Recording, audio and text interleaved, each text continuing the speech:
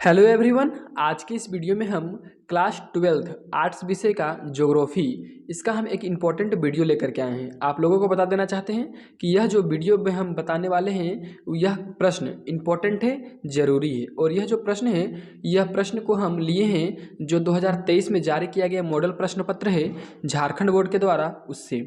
तो वीडियो को पूरा देखिएगा और वीडियो में अगर आप नए हैं तो वीडियो को लाइक करके चैनल को सब्सक्राइब जरूर कर लीजिएगा। चलिए देखते हैं यहाँ पर पहला प्रश्न क्या पूछा है कि जनसंख्या घनत्व को परिभाषित कीजिए। देखिए जनसंख्या मतलब लोगों की संख्या और घनत्व मतलब डेंसिटी, इसको परिभाषित करने बोल रहा है। चलिए इसका उत्तर देखते हैं। किसी भौगोलिक क्षेत्र में रहने वाले लोगों की संख्या को जनसंख्या घनत्व कहते हैं। देखिए यहाँ पर क्या बोला है, किसी भौगोलिक क्षेत्र में रहने वाले लोगों की संख्या को जनसंख्या घनत्व कहते हैं। मान के चलिए ये एक भौगोलिक क्षेत्र है, इसमें के अंदर में कितना व्यक्ति रह रहा है इसी को बोलते हैं लोग जनसंख्या घनत्व। जनसंख्या घनत्व का एक सूत्र होता है और वो होता है जनसंख्या घनत्व बराबर लोगों की संख्या बट्टे कुल क्षेत्रफल। ठीक है, यही है जनसंख्या घनत्व का सूत्र। अब देखिए ये जो प्रश्न है ये बहुतों बार इम्पोर्टेंट है क्योंकि बहुतों बार आ चुका है एग्जाम में, बोर्ड एग्जाम में। ठीक है, और यह प्रश्न पूछे जाने का बहुत ज़्यादा संभावना है। चलिए देखते हैं हम दूसरा प्रश्न क्या है। रोपण कृषि किसे कहते हैं। रोपण का सामान्य अर्थ है रोपना। ठीक है, तो देखिए यहाँ पर इसका उत्तर रोपण कृषि वाणिज्य कृषि का एक प्रकार है। वाणिज्य मतलब बिजनेस वाला। ठीक है, जहाँ चाय, कहवा, काजू, रबड़, केला अथवा कपास की एकल फसलें उगाई जाती है। इसमें वृहद पैमाने पर श्रम और पूंजी की आवश्यकता होती है। देखिए रोपण जो कृषि होता है उसको वाणिज्य कृषि बोल सकते हैं और इसका एक प्रकार है। और इसमें चाय उगाया जाता है, कहवा उगाया जाता है, काजू उगाया जाता है, रबड़, केला, कपास, एकल फसलें उगाई जाती है, मतलब एक एक करके ज़्यादा मात्रा में उगाया जाता है। ठीक है, एकल मतलब एक एक करके ज़्यादा मात्रा में। इसमें बहुत पैमाने पर श्रम पूंजी की आवश्यकता होती है। देखिए इसमें बहुत पैमाने पर मतलब बहुत ज़्यादा, ठीक है, अधिक पैमाने पर पूंजी की आवश्यकता होती है। ठीक है, चलिए हम यहाँ पर देखते हैं तीसरा प्रश्न। देखिए तीसरा प्रश्न क्या पूछा है यहाँ पर। तीसरा प्रश्न यहाँ पर कि सशक्तिकरण के क्या अर्थ है, तो इसका उत्तर चलिए देखते हैं। सशक्तिकरण का अर्थ है ऐसी प्रक्रिया से जिसके तहत शक्तिहीन लोगों को अपनी जीवन की परिस्थितियों को नियंत्रित करने के बेहतर मौके मिलते हैं।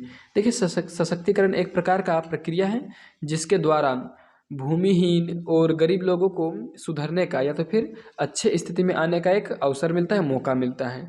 ठीक है, चलिए अब देखते हैं अगला प्रश्न चौथा। भूगर्भिक जल संसाधन से क्या तात्पर्य है। देखिए भूगर्भिक मतलब भूमि के अंदर, तो वैसा जल जो भूमि के अंदर उपस्थित है उसे हम भूगर्भिक जल संसाधन कहते हैं। चलिए इसका उत्तर देखिए कि भूमि के नीचे स्थित जल को भूगर्भ जल का संसाधन कहा जाता है। ठीक है, अब एक इम्पोर्टेंट प्रश्न जो कि आते ही रहता है परीक्षा में और आने का संभावना भी है। क्या पूछा है कि मानव भूगोल क्या है, यानी कि ह्यूमन ज्योग्राफी, जिसका आपको एक किताब पढ़ना पड़ा होगा। ठीक है, और यह सवाल बहुत ज़्यादा इंपॉर्टेंट है। बहुत सारे वैज्ञानिकों ने, भूगोलवेताओं ने अलग अलग शब्दों में इसे परिभाषित किया, लेकिन आपको सबसे सरल उत्तर हम बता रहे हैं। चलिए इसको देखते हैं ध्यान।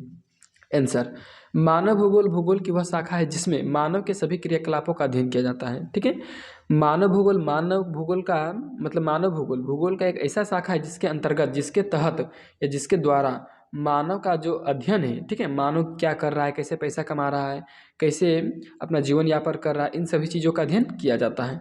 चलिए देखिए छठा, निजीकरण से क्या समझते हैं। निजीकरण का मतलब प्राइवेटाइजेशन, मतलब कि किसी भी चीज़ को अपना बनाना। ठीक है, अब देखिए इसका उत्तर निजीकरण वह प्रक्रिया है जिसमें किसी संपत्ति को निजी वित्तीय कंपनियों के हाथों सौंपा जाता है। ठीक है, देखिए निजीकरण एक ऐसा प्रक्रिया है जिसके अंतर्गत किसी भी कंपनी को, किसी भी वित्तीय संसाधन को या किसी भी गाड़ी इत्यादि को क्या किया जाता है, किसी निजी व्यक्ति को, किसी भी व्यक्ति को सौंप दिया जाता है, उससे कुछ पैसा वैसा लेके। ठीक है, जैसे कि रेल को प्राइवेट करना, यानी कि किसी को दे देना। उसके बाद देखिए हम लोग जो सिम यूज करते हैं वो भी प्राइवेट है। ठीक है, मान के चलिए सरकारी रहता तो उसमें सरकार का हस्तक्षेप रहता। ठीक है, यानी कि सरकार उससे सारा कुछ करती है, लेकिन वैसा कुछ नहीं होता है। इसका जो जितना भी लाभ होता है किसी निजी व्यक्ति के पास जाता है। अगला देखिए सातवां प्रश्न, मनुष्य की मूलभूत आवश्यकता क्या है, मतलब जरूरी, बहुत जरूरी। तो भोजन, वस्त्र, आवास मानव की 3 मूलभूत आवश्यकताएं हैं। भोजन, आवास और क्या क्या, भोजन, आवास और वस्त्र। ठीक है, यही। अब देखिए आठवां प्रश्न में क्या पूछा गया है कि मानव विकास के 3 सूचकांकों का वर्णन करें। मानव विकास का यानी कि मानव कैसे विकसित होता है इसके बारे में 3 सूचकांक होता है, उसको बताने बोला है। तो पहला क्या है, जीवन प्रत्याशा। वैसे लोग जो अधिक समय तक जीवित रहते हैं वे अधिक विकसित होंगे। ठीक है, इसको बोलते हैं जीवन प्रत्याशा। अब देखिए शिक्षा, जिन लोगों की शिक्षा सुविधा अच्छी होगी वह लोग अधिक शिक्षित होंगे और उन्हें अधिक विकसित माना जा सकता है। देखिए तो शिक्षा, जीवन प्रत्याशा 2 और 1 है आय, ठीक है। जिन लोगों की अधिक आय होगी वह लोग अधिक विकसित के अंतर्गत आएंगे, ठीक है। जिसके पास यदि आय होगा ज़्यादा वह ज़्यादा विकसित माने जाएंगे। अब अगला देखिए यहाँ पर 9 नंबर, जनसंख्या परिवर्तन के 3 घटकों के नाम लिखें। देखिए जनसंख्या परिवर्तन कैसे होता है? जनसंख्या परिवर्तन मतलब लोगों की संख्या का निश्चित समय में घटना बढ़ना। तो ये कैसे होता है? तो वही पूछा है, जनसंख्या परिवर्तन के 3 घटकों के नाम लिखे, ठीक है। कैसे घटता बढ़ता है? अब देखिए इसका उत्तर, जनसंख्या परिवर्तन के मुख्य घटक जन्म, मृत्यु और प्रवास। यहाँ पर आप देख सकते हैं जन्म है, मृत्यु और प्रवास है, 3 चीज़ों से जनसंख्या घटता बढ़ता है, ठीक है। अब देखिए हम पर चलते हैं 10वां नंबर में, ठीक है। 10वां नंबर का सवाल यहाँ पर क्या पूछा गया है कि सड़क परिवहन रेल परिवहन की तुलना में किस प्रकार सुगम है। देखिए सड़क परिवहन जो है अच्छा है, किससे? तो रेल परिवहन से। कैसे है यही लिखने बोला है। चलिए इसका उत्तर समझते हैं। क्या है? सड़क परिवहन रेल परिवहन की तुलना में अधिक सुगम इसलिए है क्योंकि सड़क परिवहन की पहुंच छोटे छोटे क्षेत्रों तक हो जाती है। देखिए अब मान के चलिए कोई गांव जाना है, कोई छोटा जगह जाना है, ठीक है, कोई छोटा शहर जाना है, वहाँ तक तो रेल जाएगा नहीं, ठीक है। तो वहाँ पर हम लोग किसका? तो सड़क का इस्तेमाल करते हैं, ठीक है, सड़क परिवहन का, छोटा छोटा गाड़ी का। जबकि रेल परिवहन की पहुँच हर जगह संभव नहीं है, ठीक है। अगर रेल परिवहन को हर जगह ले जाना होगा तो उसके लिए हमको पहले रेल का पटरी बिछाना होगा, ठीक है। आगे देखिए, सड़क मार्ग को बनाने में कम लागत आती है जबकि रेल पटरियाँ बिछाने में अधिक लागत आती है। देखिए अगर हम सड़क बनाते हैं तो सिर्फ उसमें सड़क का ही आवश्यकता होता है, और अगर आप बनाएंगे रेल मार्ग तो इसके लिए बहुत सारा बिजली, बहुत सारा और भी संसाधन, लोहा, पटरी, ठीक है, बिजली से मतलब कि और सारा संसाधन लगेगा, पत्थर इत्यादि बहुत सारा चीज़ लगता है। इसलिए सड़क परिवहन को रेल परिवहन से अच्छा माना जाता है। अगला देखिए 11 नंबर, भारतीय कृषि की विशेषताओं का वर्णन करें। मतलब कि भारत में किस प्रकार की कृषि किया जाता है इसके बारे में हमको लिखने बोला है। तो चलिए इसका उत्तर को समझते हैं। तो क्या लिखा है कि भारत कृषि की महत्वपूर्ण विशेषता जोत इकाइयों की अधिकता एवं उनके आकार का कम होना है। देखिए भारत में जो कृषि किया जाता है उसमें जोता जाता है अधिक, लेकिन उनका आकार क्या है? कम है, ठीक है। यानी कि धीरे धीरे आकार उनका कम हो रहा है। फिर पूछा है, कहा है कि भारतीय कृषि में जोत के अंतर्गत कुल क्षेत्रफल खंडों में विभक्त है, ठीक है। यानी कि भारतीय कृषि में जो जोत है उसका जो क्षेत्रफल है वो खंड खंड में विभाजित है, ठीक है। मान चलिए एक खेत है, उसको फिर उसका बेटा होगा तो फिर उसको 2 खंड बांटेगा, फिर लोग का बेटा होगा तो 4 खंड में, इस प्रकार से। अब आगे देखिए दिया है क्या, तथा सभी खंड दूरी पर स्थित है।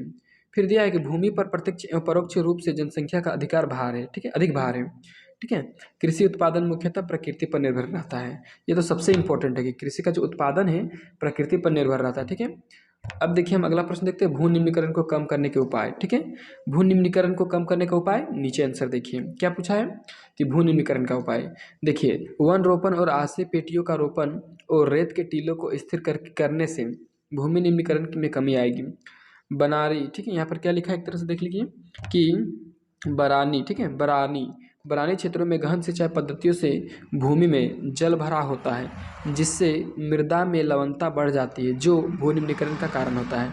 इस प्रकार से इसका आंसर कंप्लीट हो गया। आई होप आप समझ गए होंगे। देखिए अगला प्रश्न 13 नंबर, ग्रामीण बस्तियों का आकृति पर आधार पर प्रतिरूप बताइए। तो ये ग्रामीण बस्ती यानी कि देहात का जो बस्ती होता है उसका हमको प्रतिरूप बताना है, यानी कैसा कैसा होता है देहात का बस्ती लोग, ठीक है। तो पहला है आयताकार स्वरूप, दूसरा है वृत्ताकार स्वरूप, तीसरा है तारे के आकार का प्रतिरूप, ठीक है। तो सिंपल सा बात है, जो आयताकार रहेगा वो आयताकार, जो वृत्त रहेगा वो गोल गोल वृत्ताकार, जो तारा जैसा रहेगा वो ताराकार, ठीक है, या तारे के आकार का। तो आयताकार में देखिए इनका निर्माण समतल क्षेत्रों में होता है जहाँ सड़कें एक दूसरे के समकोण पर काटती है, इस प्रकार देखिए आयताकार, ठीक है, ये है आयताकार। तो थोड़ा सा ये दूसरा बन गया, देखिए ये है आयताकार सड़क, ठीक है, इस प्रकार से।